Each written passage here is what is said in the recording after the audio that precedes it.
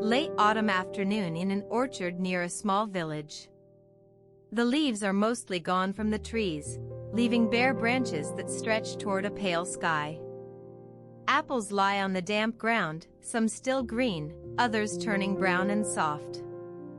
A woman and a girl stand under one of the last apple-bearing trees, both wearing old clothes that fit loosely around their shoulders and waists. The woman's name is May. She has weathered hands from years in the orchard, pruning branches and picking fruit. Her hair is tied back with a strip of cloth, showing her broad forehead and high cheekbones. The girl is May's daughter-in-law, Lee, who married into the family last spring after she met May's son at the market. Lee looks down at the apples on the ground, then up to May.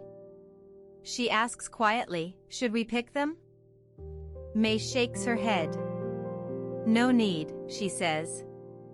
"Better for the birds and bugs." They stand together in silence, each holding a small basket that Lee brought from their home nearby. A gentle breeze moves through what remains of the leaves on the trees, and May feels something shift inside, a lightness coming over her. Lee turns to look at May, noticing how quiet she's become. "Do you remember when your father used to bring us here?" she asks gently. "Yes," says May softly. She looks past the tree they're standing under towards another apple tree further in the orchard. Its branches are completely bare now, but once it was as full and green as any other. He'd point out which fruits were ripe and which ones weren't. Lee nods, her eyes following where May is looking. "And did he always say something about waiting?" May smiles at the memory, feeling a warmth inside her chest that surprises her. She doesn't know why it feels so significant right now. "He said patience is important," she says after a moment, still smiling. "Not rushing things." Lee nods again but then frowns slightly, as if remembering something hard. "Sometimes I worry too much about the future. About having enough for our son and his family when they're older." May turns to face her fully now, taking one of Lee's hands in hers without speaking. She rubs circles on Lee's palm with her thumb. The gesture feels natural, almost as if it were a habit from years ago. A bird chirps nearby, interrupting their momentary silence. Lee looks down at May's hand then back to her face. "I'm learning," she says simply. May smiles again, squeezing Lee's hand before letting go and stepping back just enough so that they're both comfortable with the space between them.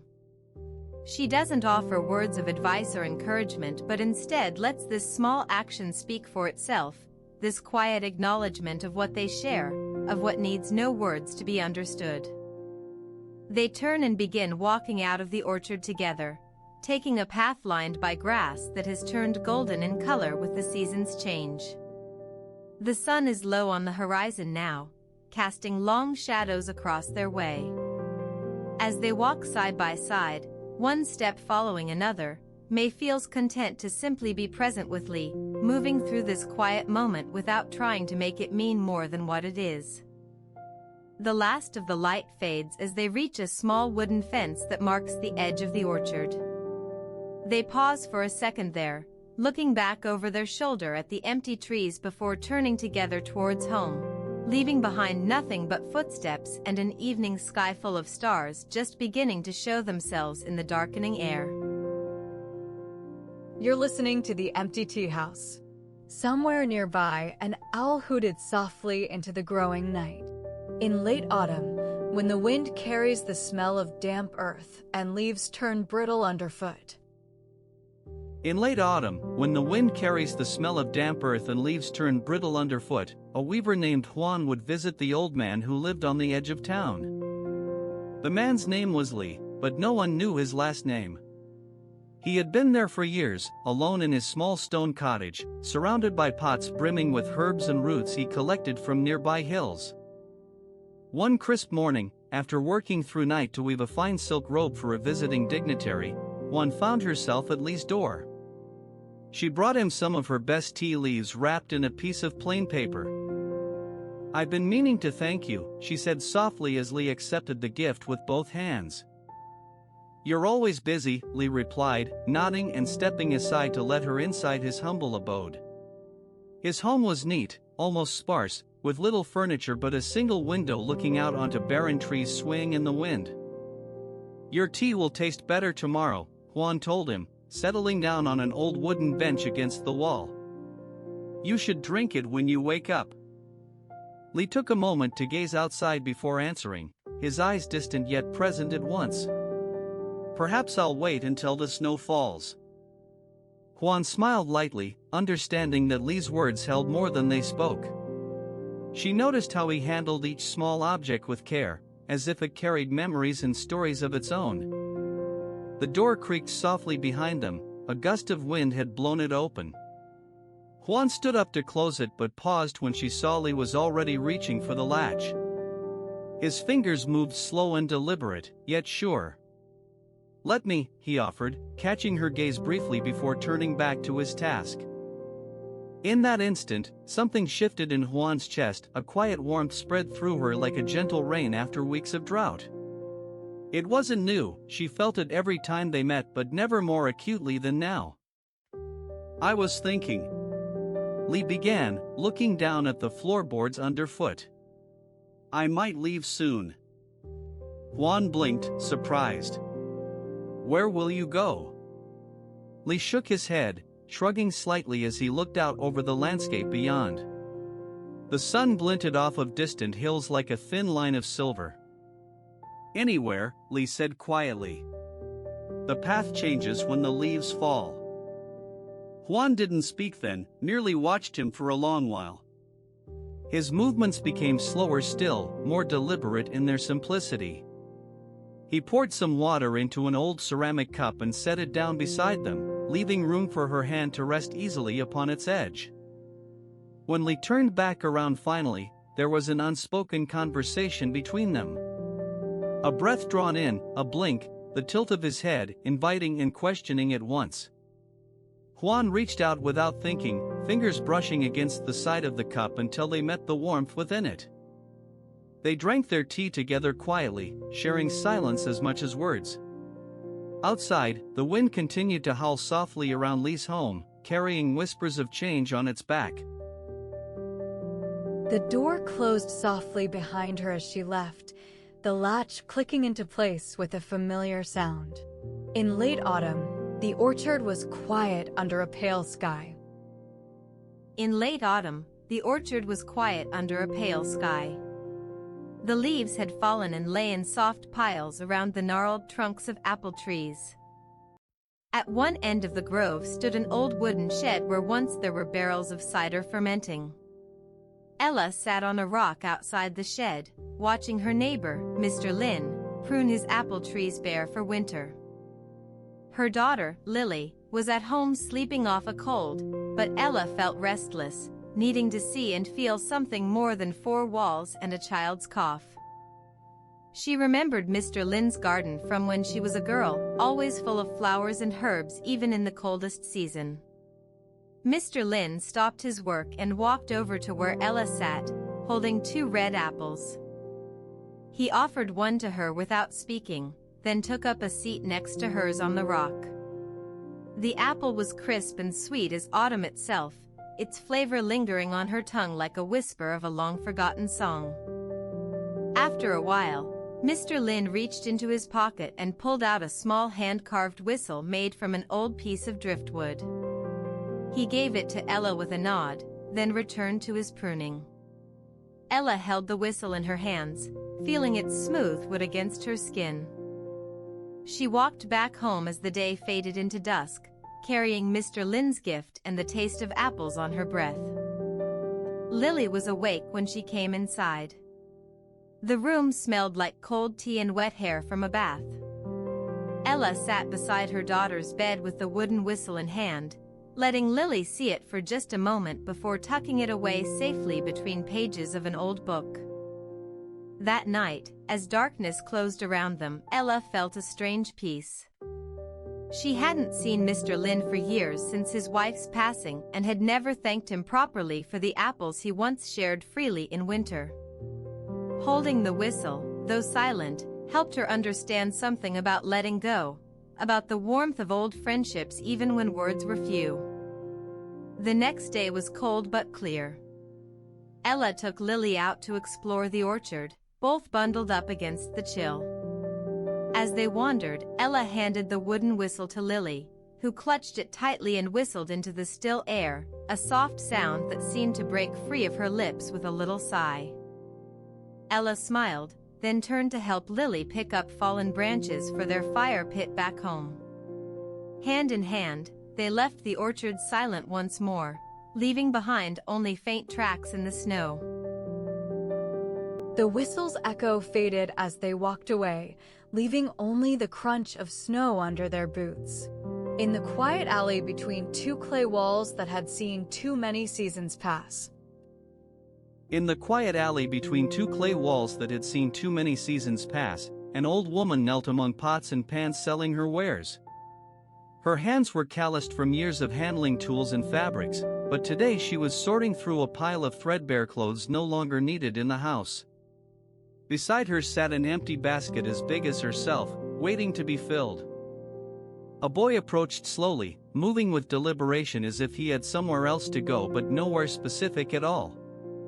He carried another large basket that dragged across the dirt, each step leaving a faint line of dust behind him.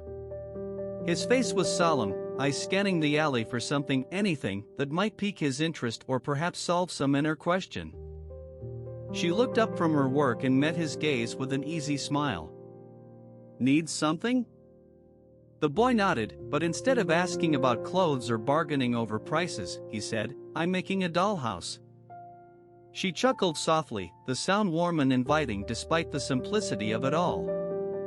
"What do you need?" "A door," he replied without hesitation. "Ah."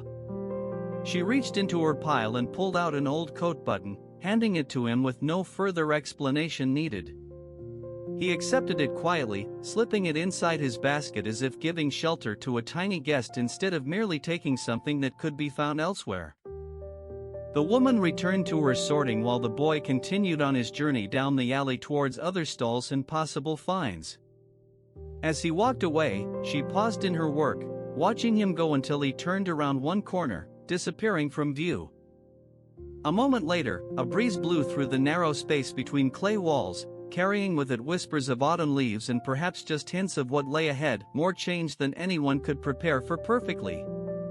She sighed lightly at this thought, feeling both its weight and its inevitability without much fuss. Then she continued her task, threading delicate fabric scraps into small bundles to sell another day. Back in his home, the boy placed the button carefully inside a tiny doorframe he had fashioned from twigs.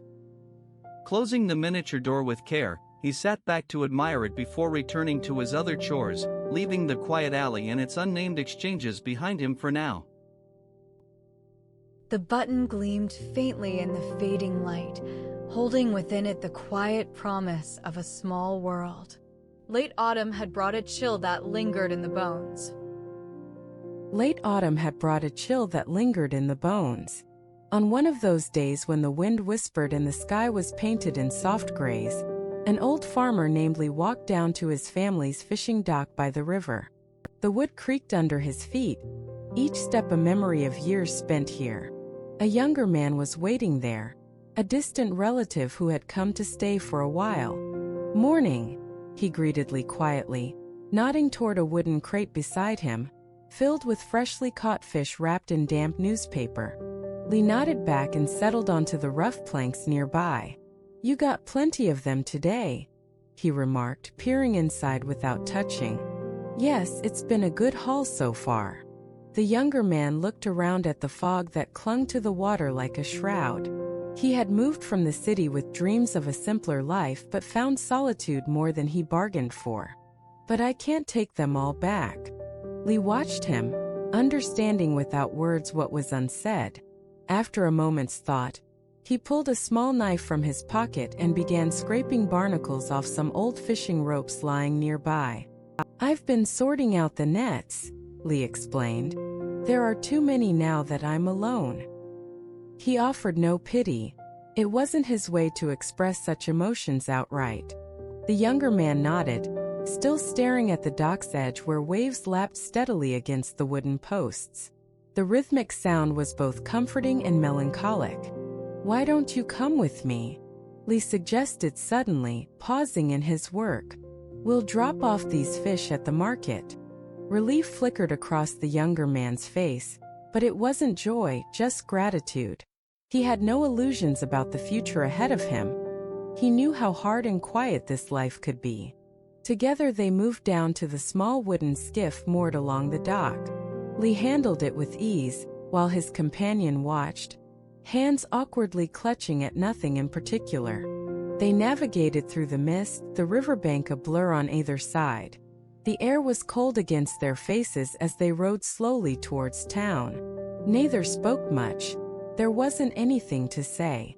They shared the silent understanding of people who know the weight of burdens but also the quiet comfort of simple tasks done well. By noon they had unloaded at the market square. The crates were carried from boat to stall without fanfare. Lee watched as his companion tended to the counter, speaking briefly with a few early customers and accepting payment for what fish remained unsold by morning's light. As the day wore on, fewer people came to buy.